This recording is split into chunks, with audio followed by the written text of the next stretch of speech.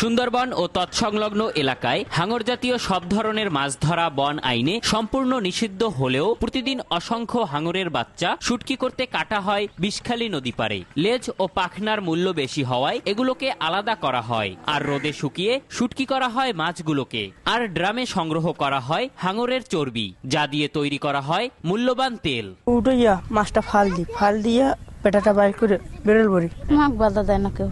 আমরা কাজ করি, আমাদের মালিকরা এরা ওনাদেরকে ম্যানেজ করে। সময় সংবাদের উপস্থিতি টের পেয়ে শুটকিপল্লীর ঘরগুলোকে তালাবদ্ধ করে পালিয়ে যায় মালিকরা। মৎস্য বিশেষজ্ঞরা বলছেন, সমুদ্রে মাছের ভারসাম্য রক্ষা করে হাঙর, তাই এই প্রজাতিটিকে টিকিয়ে রাখা দরকার। সর্বোপরি এটা আমাদের ইকোলজির উপরে একটা প্রভাব বিস্তার করে, এটা আপনার জীব বৈচিত্র্য, এটা ভারসাম্য রক্ষা করতে সহায়তা করে, এবং এটা একটা জলজ পরিবেশের একটা খুব ইম্পর্টেন্ট এলিমেন্ট হিসাবে এটা বিবেচিত হয়। অবশ্য জেলা প্রশাসক বলছেন, হাঙর শুটকিকারীদের বিরুদ্ধে শিগগিরই ব্যবস্থা নেওয়া হবে।